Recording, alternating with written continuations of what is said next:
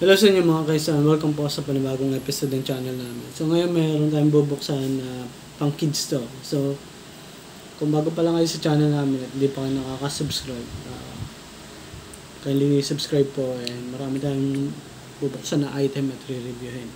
So tingnan na natin ito, ano.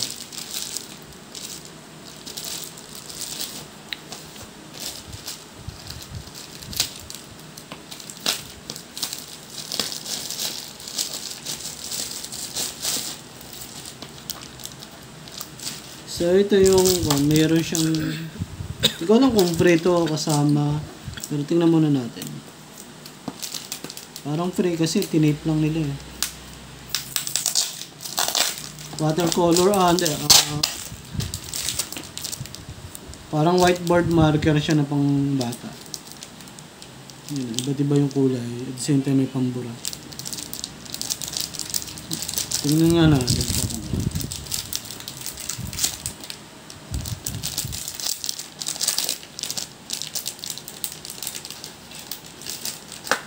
Ito yung pambura niya.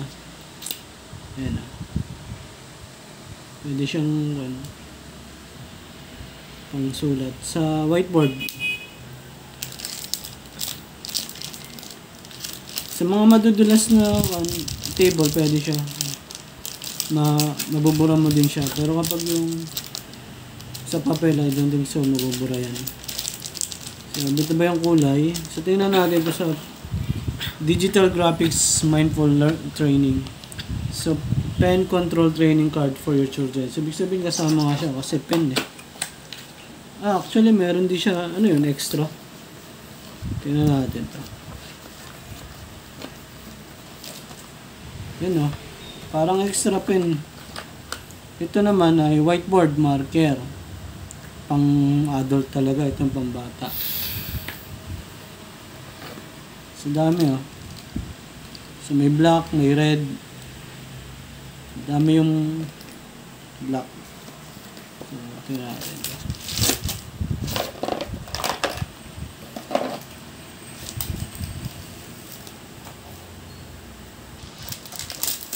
Meron silang binigay na extra. Pero ito talaga yung pinakalaman niya. So, meron din siyang banggan yata to. Parang clip. Parang clip siya dito. So, meron din siyang pambura. So, tago muna natin siya. So, ganito yung nakalagay dito sa instruction. So, Chinese nga lang yung nakalagay. Parang papel siya na pero glossy. So, yan. Kumbaga, pwede mo siyang parang guide. You know, one, pag ganun. So, try natin. So, try natin itong black. So, kung may guide siya na ganyan, yan.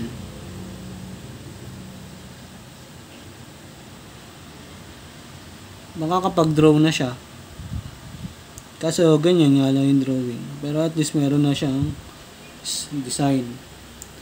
So, pag buburahin mo yan, pwedeng ito. Yan o. Bubura siya. Ayan. So, tingnan natin yung mga iba. So, iba't iba. Dito, pwede kang magsulat ng, ito, glossy din tong likod. Pwede ka rin magsulat ng mga letter. Nahugot yung eraser. Yan. Halimbawa, magsusulat ka ng letter. Yan. A, B, C, D, F, G, H, I. Yan. So, pwede mo rin gamitin itong pambura. Itong nasa one. Yan. So, tingnan natin yung iba pang mga design. So, yan. May mga number. Ibig sabihin, sunod-sunod yan. So, iba't iba, may cars, maganda mag-guide yung mga bata. Paano siya mag-drawing. Ano. So, 135 pieces pala to. I think so, kasi may number eh. Yan, basta yung likod niya, meron din sa likod. So, hindi lang siya kuhan. Meron din sa likod. Yan. Madami. Iba't ibang shape. Iba't ibang character. Kanina, vehicle. Ngayon, mga animals, mga flowers, mga object. Yan, marami siya. So, pwedeng mag-start muna yung bata sa pinakauna. Then, kapag kabisado na niya, pwede nang lumipat sa ibang one. Kumbaga, para hindi kumalat to, lalo na kung 3 years old o 4 years old pa lang yung anak mo, maganda, isa muna yung ipakita. Kasi yan, may letters din. Ito magandang maumpisan talaga nila, mga letters. Ayan o, alphabet. Kasi pag binigay mo lahat, kakalat lang eh. Minsan mga masisira na lang, nabasa na lang. So, ito, para makip mo yung iba, pwede mo siyang lagyan ng ring. Pero, for me, mas maganda, isa lang munang piraso ibigay. Pag na-draw na niya ng maayos, saka mo ibigay yung second na ganito, second board. Kasi, kayang-kayang tanggalin ng bata kapag kahit nasa ring, hihilahin lang yun eh. Yung ring na yan, ginagamit lang yan para hindi kumalat yung mga cards na to, mga board na to. Yan, ang dami oh. So, yan. Actually, para ma-familiarize siya sa pagdodrawing. Especially, mas maganda talaga unahin yung letters. So, mag-start muna sa A, tuturuan muna sa umpisa. Then, pag alam na niya magguhit, mag-draw, saka mo ibibigay yung letter B hanggang sunod-sunod, hanggang sa maging mga object na, mga animals. Yan. So, alam ko ng toxic yung pentel pen na ginamit nila dito. So, digital mapping ang tawag dito, nakalagay dyan. Digital mapping. So, yan.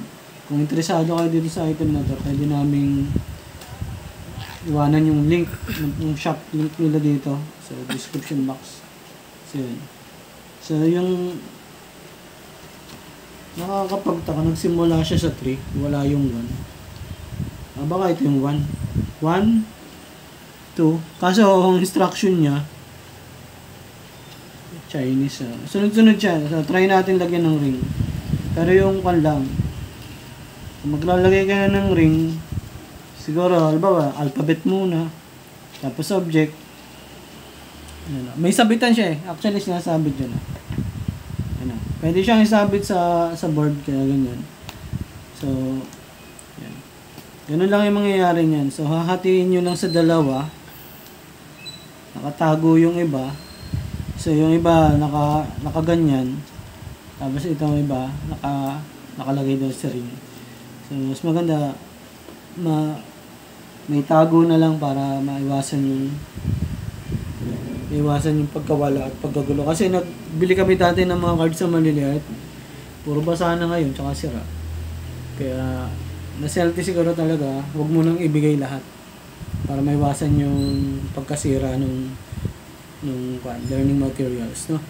So, yun lang po. Sana nagustuhan nyo itong content na to. And, bago kayo malis, pakilike po ng video para ma-promote pa tayo sa iba pang mga viewers. So, yun lang po. And, ingat po.